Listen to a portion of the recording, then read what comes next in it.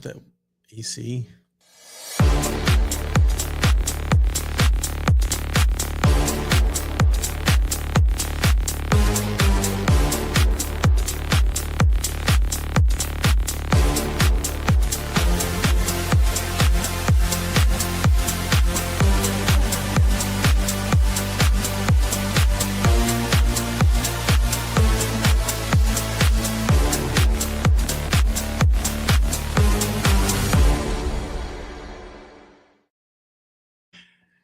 It's a Friday here on Sports Hub STL, and all of our content still brought to you by DraftKings. The crown is yours. Ryan Fagan, Joe Roderick with you for Cards Hub 365, powered by Gray Bar. Ryan, Diamondbacks in town, and all of the Cardinal haters and all of the sky is falling best fans in baseball are back, and they're back at it with Cardinals losing 3 of their last 4 to the best team in baseball. Yeah, I mean, even the game that they lost that Scooble started, I mean, to come back from 4 down against literally the best pitcher in the American League, I mean, that's pretty good. You know, not that you want to count, mental wins. And I was there that night. Yeah. And I will tell you that when they went down 4-0, I was like, this sucks. It's over. Yeah.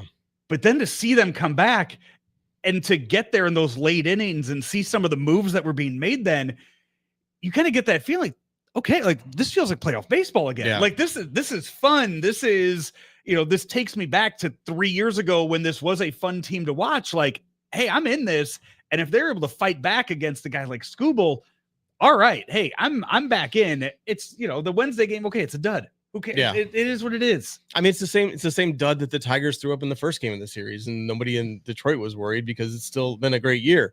I mean, and that Tigers team is good, man. They just got so many guys that can bash the ball, and like no household names really to the average fan of baseball.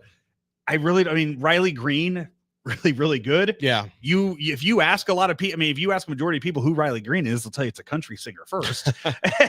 and then if you're like, no, he plays for the Tigers, nobody would have a clue. Yeah. Nobody would. And Spencer Torkelson, again, really, a really good ball player, but a guy that isn't going to get a lot of name recognition. They haven't had that. Scooble kind of was the one guy last year. I think when they made the playoffs last year, he was the only player a lot of people had heard of. And even he kind of on the national scale for the average fan came out of nowhere last year to win the Cy Young.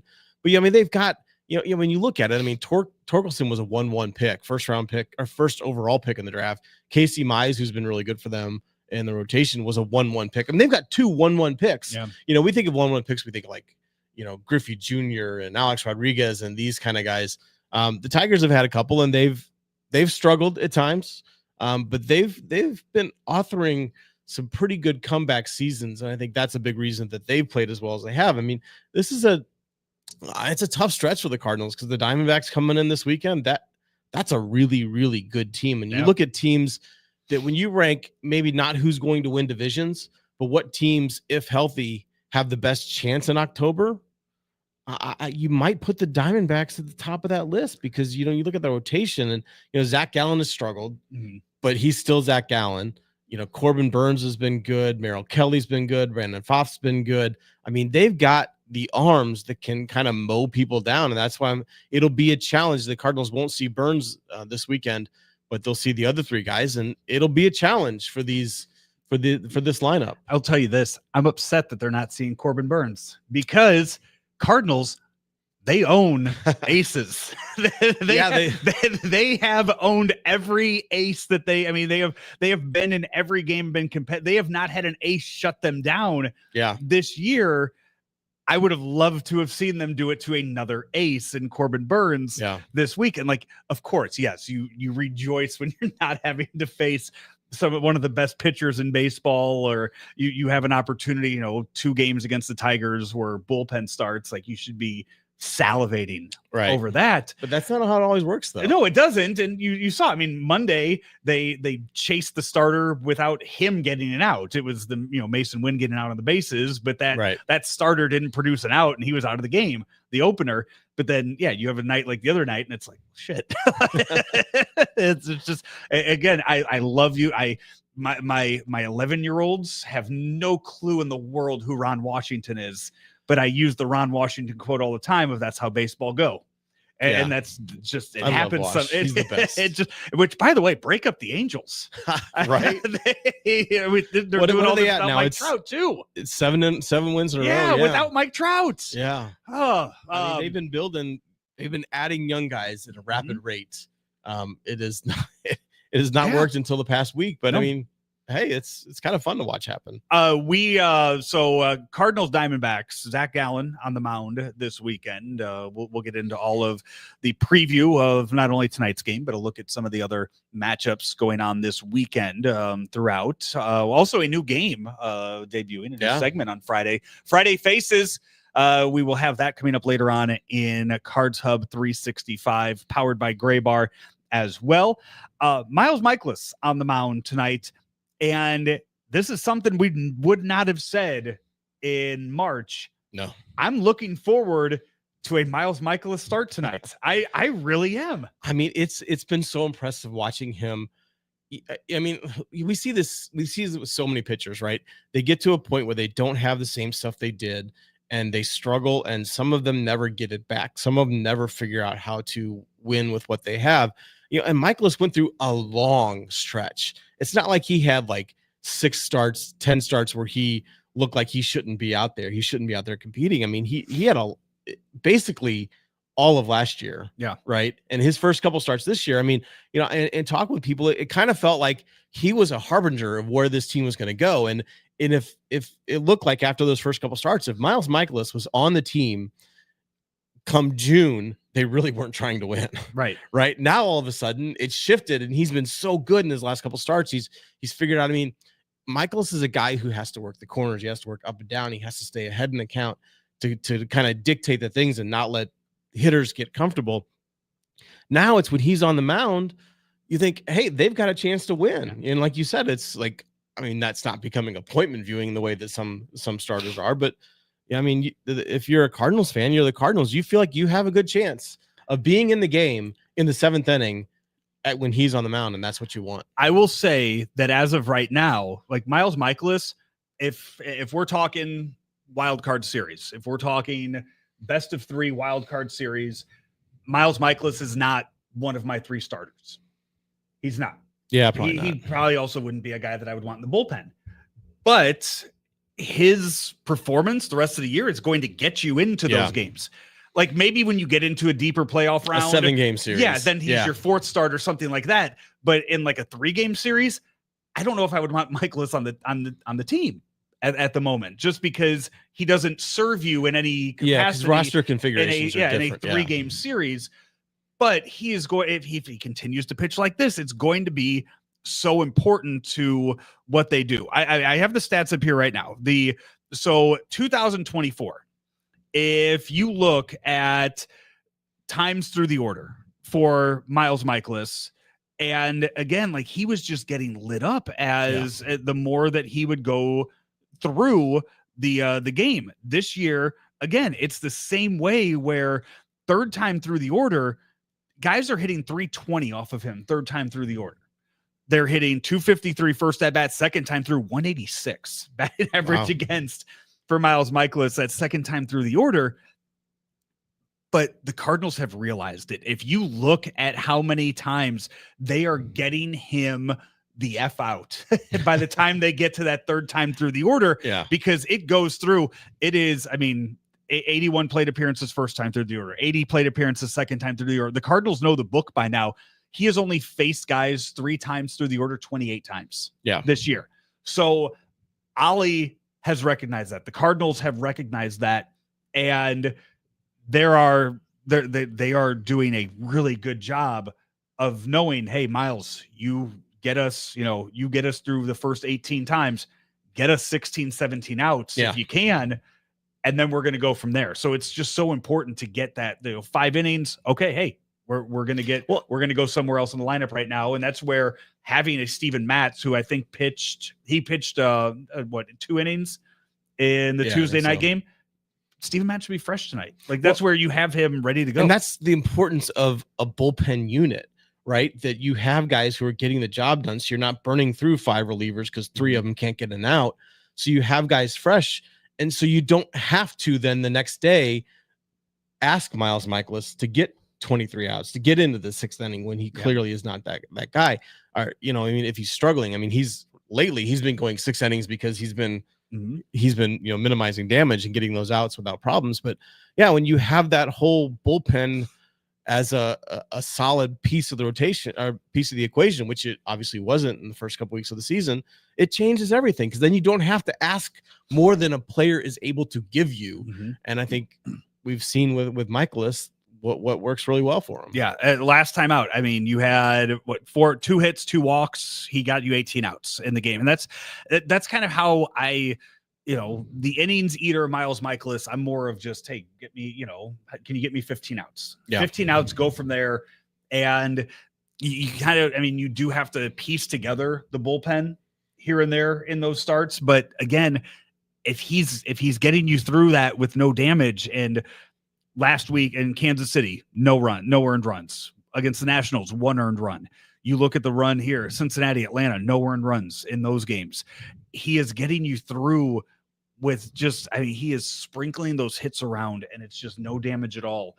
And it's fun to watch when you had a pitcher last year who was just getting lit up that has figured out how to kind of pitch to the contact now and make them get themselves out. Just look at last year's numbers. He made 32 starts last year, and 9 of those starts, he didn't make it through 5 innings.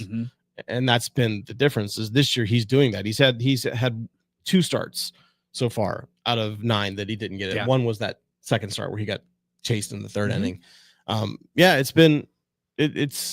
It's funny. We talk about like good stories that have happened. He's been one of them. And I think sometimes it's more out of nowhere than other times. He's been doing a good job. As Rob says, he chimes in here saying if he's pitching well, if that stops, I want McGreevy. I have shifted now my where I want McGreevy, how I want McGreevy. And I think I brought this up last week on this. And it's funny that the Tigers were in town because you look at what the Tigers did last year. They went on a hell of a run second half of the season. Well, really in the last month. Yeah. They did. But if you remember, the Tigers last year traded Jack Flaherty. Yeah. They were sellers at the trade deadline, trading away Jack Flaherty. I think they traded away another bullpen piece, possibly. And they were not. They were signaling we are not going to contend. Yeah. And they then went on this great run and did that. That's where I think you look at a team like the Tigers who needed 2 bullpen starts. Where I'm sitting right now in all of this is you trade Eric Fetty for the future. Yeah. And get future kind of, players for him. You're trading Eric Fetty to acquire Michael McGreevy is the way I look at it. Yeah. Because at the beginning here, when I said that I wouldn't want Miles Michaelis to start in a 3-game series, Michael McGreevy is my 3rd starter. In that, Michael McGreevy is in my playoff rotation. Yeah. And he would be for this. In any sort of scenario where the Cardinals are competing for a playoff spot, he probably is in that equation. Yeah. And I think part of it, because in an ideal world, yes, you can trade an Eric Fetty to bring back some sort of impact player who could help in a year or 2. But in that ideal scenario, nobody else has gotten hurt. Right. And I think that's the big question. Like the Cardinals have had very consistent performances out of their rotation, and not just performance in the terms of zeros in the innings, but it's in starts and games started. And I think, you look around the league and you see some teams. The Dodgers have like 14 pitchers on the IL, and it's been crazy. And so far that hasn't happened. And I think part of that maybe could be attested to the fact that the Cardinals don't have starters that are going out there and throwing 99 miles an hour on a regular basis. So maybe their arms can take a little bit more. But yeah, it'll be interesting to see. If the rotation stays healthy and the Cardinals stay in this spot where they are right now. And look, there's no reason to think that they can't continue to do what they're doing. I mean, Ivan Herrera is not going to, bat 600 all year, whatever he's at right now, but he's going to be an impact bat. And we've seen, Alec Burleson had a slow start. He's been really good this month, hitting like 350 something with 4 home runs. He's been really good. There are ups and downs, but it's not like that year. What was it that Alan Craig hit like 370 with runners in scoring position? The team batted like 330 with runners in scoring position. There's no crazy thing like that happening. It's just guys producing when they need to and when they get the opportunity. He's Ryan Fagan. I'm Joe Roderick. This is Cards Hub 365, and we are powered by our friends over at Gray Bar. Gray Bar, your distributor for electrical and datacom needs. Find them online at graybar.com. We haven't really talked much about the Diamondbacks yet. Diamondbacks in town this weekend for the 3-game series. And another, you got to see a superstar pitcher on the mound on Tuesday, a guy who I don't think is a household name yet in baseball, in Tarek Skubal. He's getting there. You are seeing one of the top players in all of baseball right now in Corbin Carroll this weekend. One of the superstars of the game, a top 5, a top 10 player in baseball, Corbin Carroll, who does things, I think, differently than really anybody. I mean, any of the other top stars you look at in the game. I mean, he's got 15 home runs. Yeah, and that's the thing. So the article came out this week about his swing and the changes that he made to it to have more power. And it hasn't really changed all of the rest of his game. His stolen base is way down from where they were last year. Yeah, but he's still at 9. But but down from where it was last year. Not really tops of MLB. But when you lead baseball in triples and you have 15 home runs, you have a lot of hits, but you're not able to steal bases with those hits. It's hard to steal home on a regular basis, right? So that one of those stats has to suffer. But he's a guy that you look, I mean, the size of him is not as big as of these other, superstars that you see in the game. Some of these other home run hitters, he's not the size of a Judge, Ohtani, a Schwarber, Devers, guys like that. But he has found a way to make his game work in baseball and then add on to it as he's gone along. What do you think he's listed as? Height and weight? I saw it the other day, and I can't remember what, but is he 210? No, 180? He's 5'10", 165. Okay. On Baseball Reference. 165. This is a guy that, the Diamondbacks loved him from the time that they drafted him, right? Mm-hmm. And they had high hopes, and he came out there and he was fantastic in that rookie year. We saw in the postseason when the Diamondbacks made their run to the World Series, he was the guy that drove them. He had the big hits. He had all these moments, and he struggled last year. I mean, he struggled to the point that people are like, is he broken? Yeah. No. But he's a very analytical guy. I remember I was out in spring training a couple years ago, and I was at the Diamondbacks camp the day that they announced that they were signing him to a long-term contract extension. Now, this was not something I had planned. I'd planned to go to the Diamondbacks camp that day, and it kind of happened. I was like, oh, that worked out well. But in talking with a lot of his teammates, they just kind of marveled at his approach to it from an analytical perspective and the way that he broke down every single thing that he did. Now, I think in some cases last year, he kind of got in his head. Like, he looked at it too much and he was worried about it too much. He played better in the second half last year. He had a horrible first half, played better, spent the offseason kind of working on what he had done wrong. And I think he's figured out, like when we talk about swing planes and these different things, he's figured out what works for his body. How can I maximize, he's probably a little more than 165. He's got that much muscle, but how can I maximize what I have physically? And because it works for him. Some guys that doesn't work for. Some guys don't want that. He's the guy that understands that helps him be better. And we've seen, his numbers, 9 doubles, 6 triples, 15 home runs. 9 stolen bases. It's for a guy who's 165, listed at 165, it really is incredible. And, he's been, if we're talking about MVP candidates so far this year, he's been easily top 5 in the NL. Outside of Corbin Carroll on this team, who else you like on this? Ketel Marte is, he's, we're talking about best players in baseball. He's especially in the National League, he's one of them. He's not like the elite tier, but he's that second tier. He's been really good. He's missed some time this year. So his numbers aren't quite there, but 7 home runs, 26. Eugenio Suarez, he had the 4 home run game earlier. He is. How many is he at now? How many home runs is he? He's at 14 this year. I was gonna say because he's picked it up. He kind of went quiet for a bit, but he's picked it back up. Yeah, and he's a guy that he's gonna swing and miss a lot, but he's gonna have the days where he hits 4 home runs, and every one of those home runs mattered. The one of them sent into extra innings, even though they wound up losing to Arizona. So I mean, they've got players. Perdomo has been really good with the bat at shortstop this year. I think better than anyone expected him to be.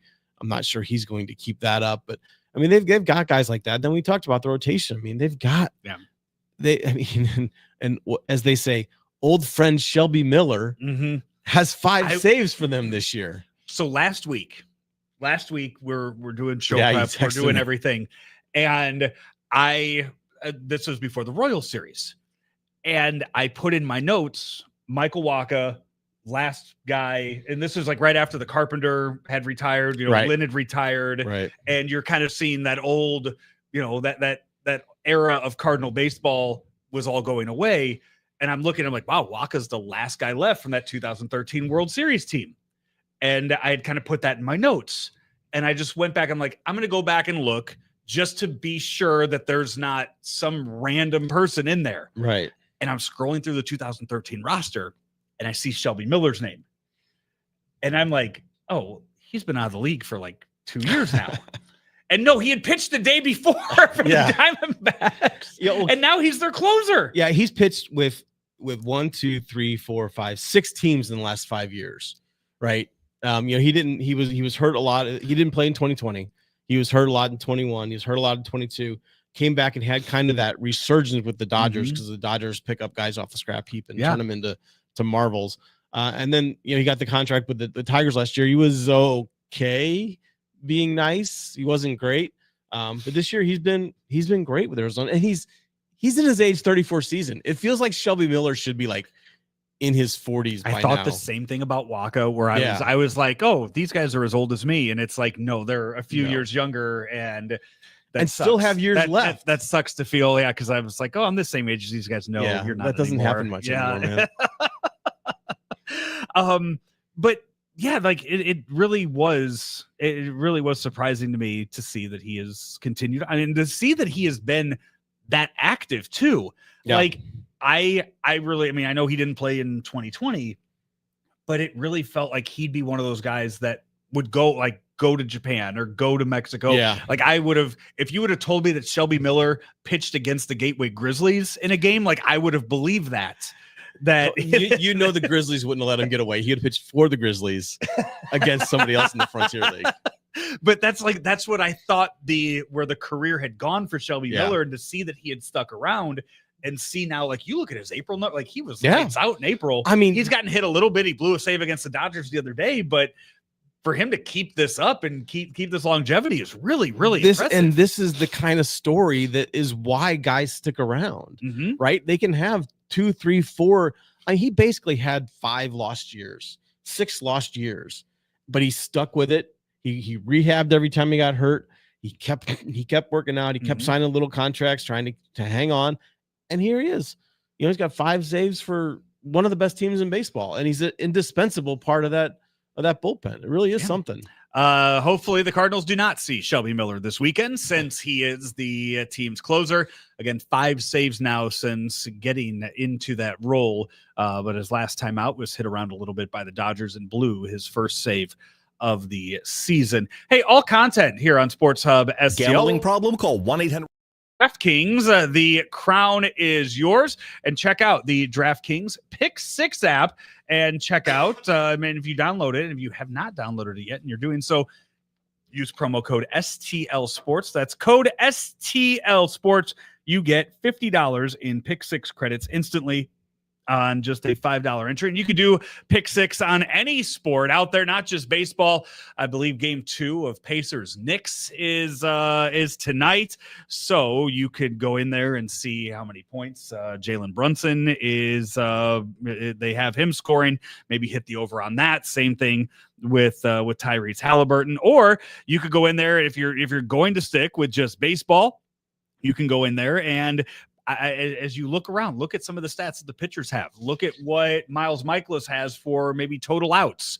And you can pick more or less on something like that for the DraftKings Pick 6 app. Go around the rest of baseball, whether it's hits, home runs, total bases, runs scored, plus total bases. There are so many different ways to go about it for fun, kind of watch and then watch along all the games this evening, because maybe you can't watch tonight's Cardinal game because it's on Apple TV. And you just have to listen to it, and you just get on that MLB app and watch all the other games that are around Major League Baseball, because that's what some of us might be doing for that. But hey, if you haven't downloaded the DraftKings Pick 6 app yet, do so and use code STL Sports. That's code STL Sports for new customers to play $5. Get $50 in Pick 6 credits.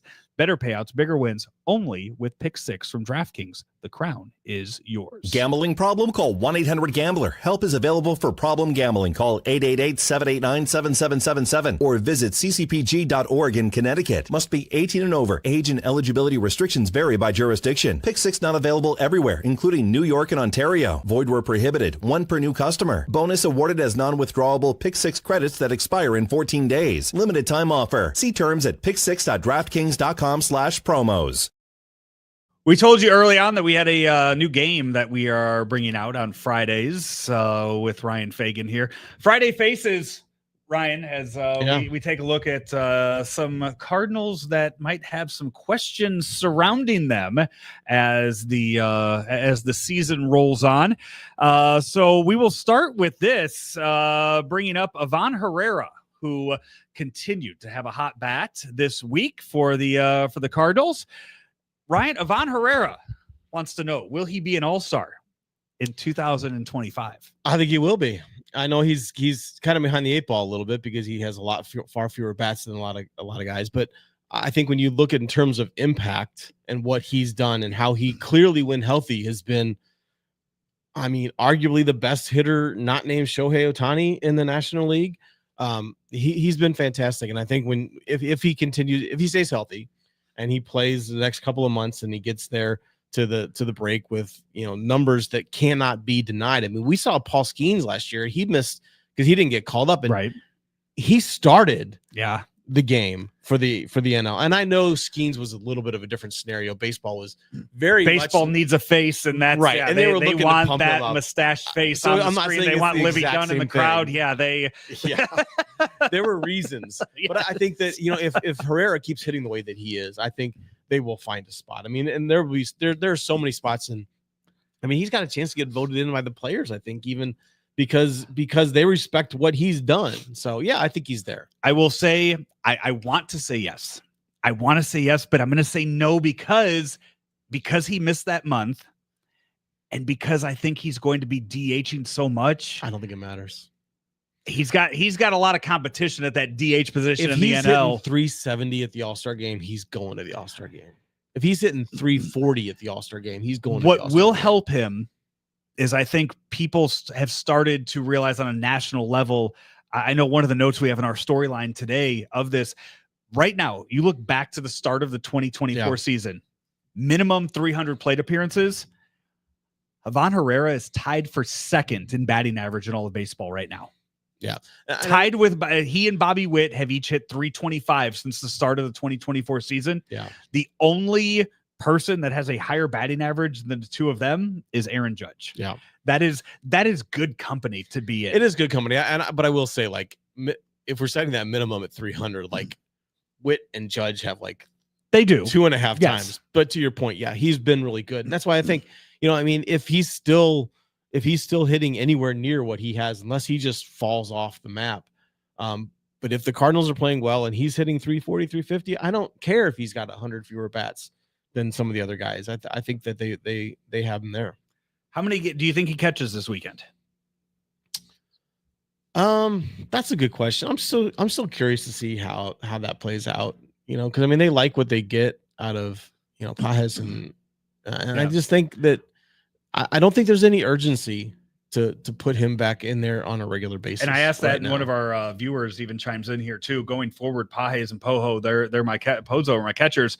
tell Herrera just to focus on your hitting and bat him fourth.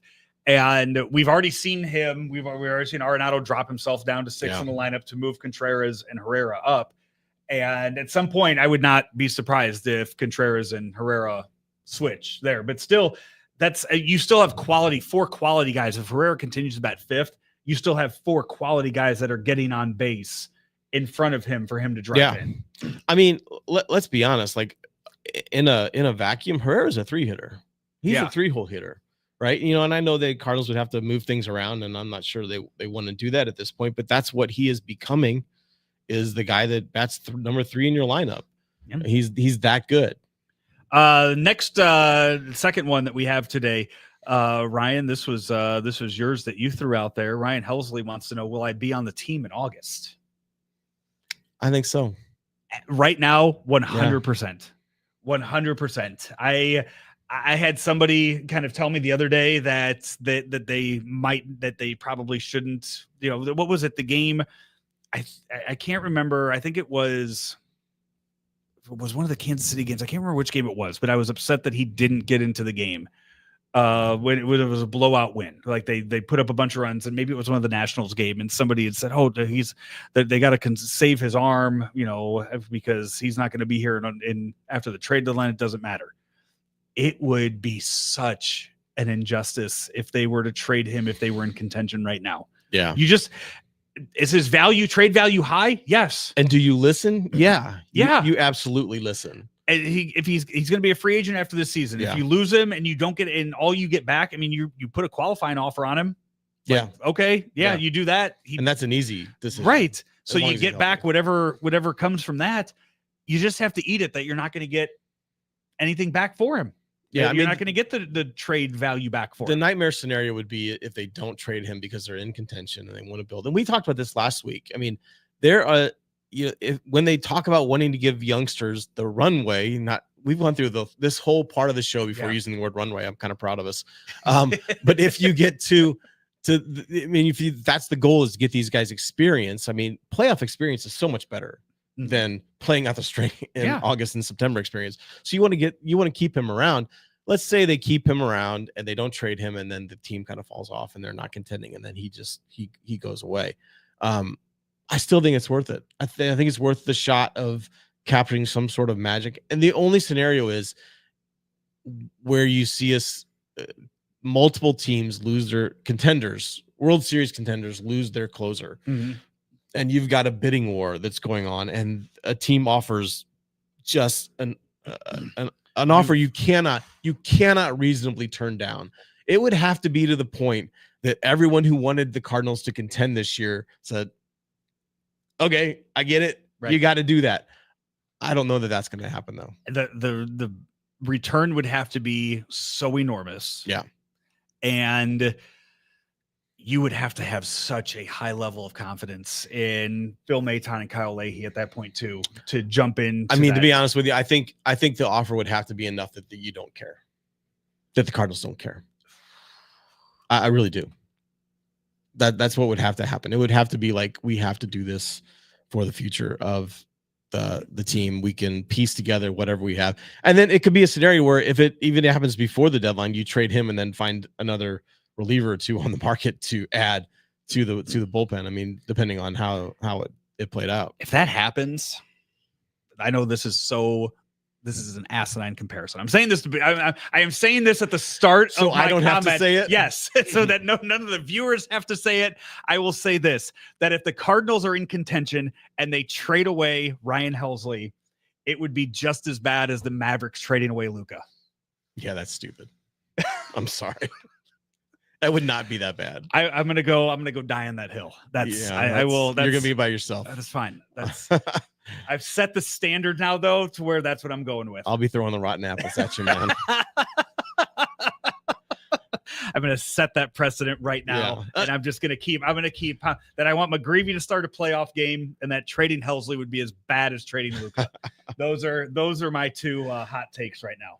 One of those takes is much better than the other.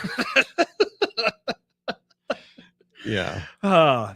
Diamondbacks and Cardinals. It's another Friday night live, I think is what they're calling it. So they'll be wearing the City Connects tonight. They will have they'll have all of the specials going on this evening as well. So fun night, and I think the weather's gonna be pretty nice too. Tonight, a little cold. Maybe grab just your Cardinal a hoodies. nice little chill in the air. I think it's gonna be colder than that. Playoff weather. October playoff weather. Can we call it that? Nice. I have to say, since we brought up the Gateway Grizzlies and Frontier League, we've got the River City Rascals hat.